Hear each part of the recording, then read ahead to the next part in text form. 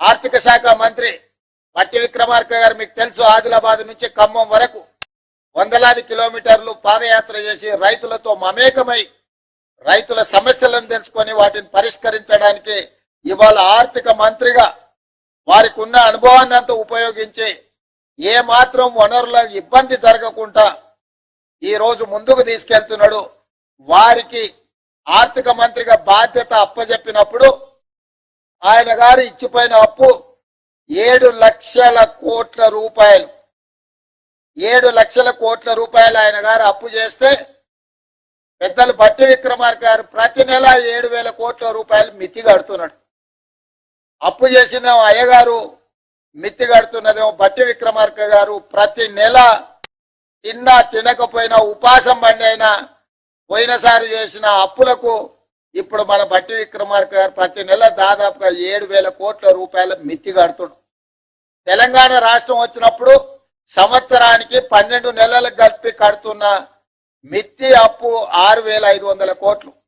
ఆనాడు సంవత్సరానికి కట్టే బ్యాంకు అప్పు ఇవాళ ప్రతి నెల కట్టాల్సిన పరిస్థితి వచ్చింది.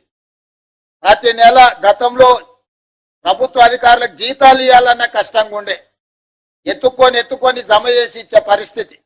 అక్కడి నుంచి ప్రభుత్వ అధికారులకు పెన్షన్దారులకు ప్రతి నెల 1వ తారీఖు నాడు 5,000 కోట్ల రూపాయలు జీతభత్యాలకు ఈరోజు మనం కేటాయిస్తున్నాము, నిధులు విడుదల చేస్తున్నాం.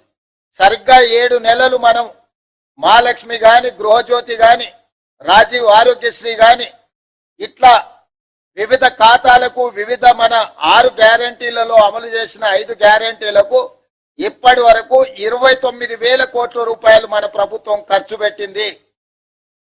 అంటే ఇన్ని రకాలుగా ఇబ్బందులు వచ్చినా సంక్షేమ పథకాలకు ఇప్పటికీ 7 నెలల్లోనే 29,000 కోట్ల రూపాయలు ఖర్చు పెట్టి ప్రతి నెల పోయిన ప్రభుత్వం చేసిన అప్పుకు దాదాపుగా 7,000 కోట్ల రూపాయలు మిత్తి కట్టుకుంటా ఇప్పుడు రైతులను ఆదుకోవాలి, రైతులకు ఇచ్చిన మాట నిలబెట్టుకోవాలి.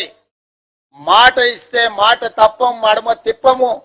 కాంగ్రెస్ పార్టీ ఏదైనా చెబితే 100% అమలు చేస్తుంది అని 2009లో మన్మోహన్ సింగ్ గారు ఏ విధంగా అయితే రుణమాఫీ చేసి చూపించిండో ఈనాడు దేశంలోనే ఆదర్శం.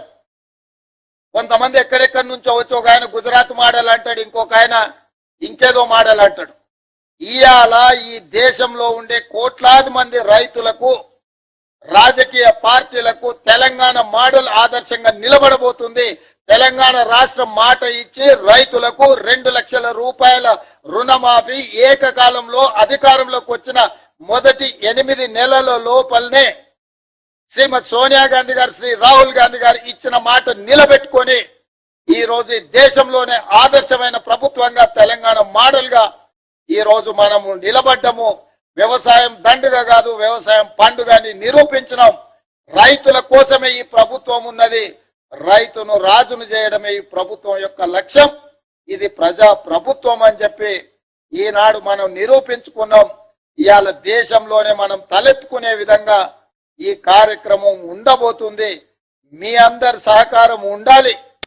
ఆనాడు సవాళ్లు విసిరిన వాళ్ళకి నా విజ్ఞప్తి ఒకటే, మిమ్మల్ని రాజీనామా చేయమని మేము అడగం, ఎందుకంటే మీరు ఎట్లాగో పారిపోతారు మాకు తెలుసు. కాకపోతే ఇప్పటికైనా కాంగ్రెస్ మాట ఇస్తే మాట నిలబెట్టుకుంటది. సోనియా గాంధీ గారు, రాహుల్ గాంధీ గారు మాట ఇస్తే అది శిలాశాసనం. ఆ మాట తప్పరు. రాజకీయ ప్రయోజనాల కోసం గాంధీ కుటుంబం మాట ఇవ్వదన్న సంగతిని మీరు గుర్తు పెట్టుకోవాలి. మీలాంటి మాటలు గాంధీ కుటుంబం ఇవ్వదు.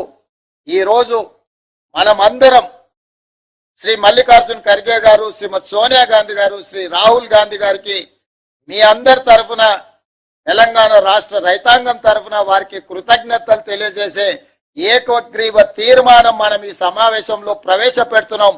అందరు ఈ రైతు వేదికల దగ్గర ఉన్న వేలాది మంది రైతులు అందరూ కూడా పెద్ద ఎత్తున చప్పట్లతో వారికి అభినందనలు తెలియజేస్తూ, కృతజ్ఞతలు తెలియజేస్తూ తీర్మానం ప్రవేశపెడుతున్నాం. ఆ తీర్మానానికి అనుకూలంగా ఇక్కడున్న పెద్దలందరూ, అక్కడ రైతు వేదికలలో ఉన్న రైతులందరినీ కూడా ఆమోదించాల్సిందిగా, చప్పట్లు కొట్టాల్సిందిగా మీకందరికీ నేను విజ్ఞప్తి చేస్తున్నా. Please do subscribe to. Please do subscribe to. Please do subscribe to Please do subscribe to Please do subscribe to. Please do subscribe to KTV Telugu. KTV Telugu. KTV Telugu. KTV Telugu. KTV Telugu. KTV Telugu. Please do subscribe to KTV Telugu.